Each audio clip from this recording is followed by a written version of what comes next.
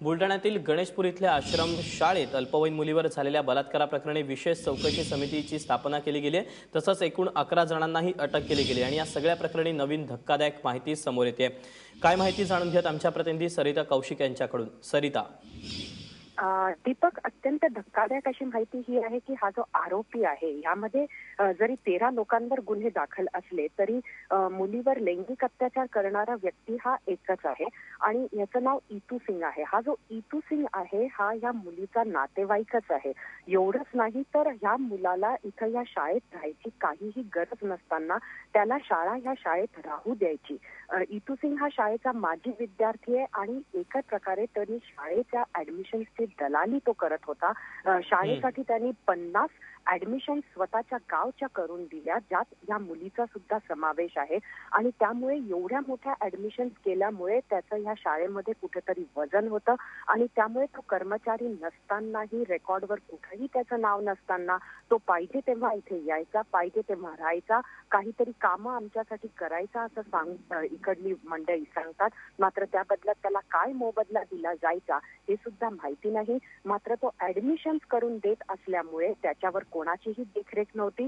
तो इथं राहू शकायचा, कुठंही जाऊ शकायचा आणि मुली इथे एवढ्या मोठ्या प्रमाणात आश्रमशाळेत असताना सुद्धा एखादा व्यक्ती जो कर्मचारी नाहीये त्याला अशा प्रकारानं मोकाट इथं तो फिरू शकायचा। एवढंच नाही तर तो इथे 3-3, 4-4 दिवस सुद्धा राहायचा। ही धक्कादायक माहिती समोर आलेली आहे। दीपक, सरिता, धन्यवाद दिलेल्या सगळ्या सविस्तर माहितीबद्दल। तेव्हा बुलढाणा कोकणे आश्रमशाळेतील बलात्काराप्रकरणी एक धक्कादायक माहिती आता हाती येते आहे आणि गुन्ह्यामधील जे नमूद आरोपी आहेत त्या आरोपींना आम्ही अटक केलेली आहे। बाकी इतर आरोपी जे आहेत त्यामध्ये जेवढेही आरोपी निष्पन्न होतील त्या सगळ्या आरोपींना आणखी आम्ही तपास करून त्यामध्ये सखोल तपास करून निष्पन्न आरोपींना सुद्धा अटक करण्याची आम्ही तजवीज ठेवलेली आहे। तेव्हा गणेशपूर बलात्कार प्रकरणातले आरोपी नेमके कोण आहेत त्यांची नावं आपण जाणून घेऊयात। इतू सिंग पवार जो मुख्य आरोपी आहे, सफाई कामगार आणि माजी विद्यार्थी राहिलेला आहे।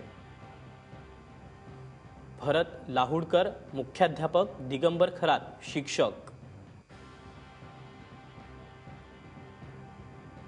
स्वप्नील लाठे प्रयोगशाळा अटेंडंट, या सगळ्यांना आता अटक करण्यात आलेली आहे। नारायण आंबोरे वसतिगृह अधीक्षक,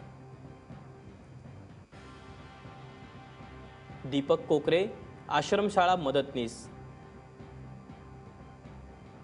विजय कोकरे लिपिक, ललिता वजिरे हॉस्टेल अधीक्षक,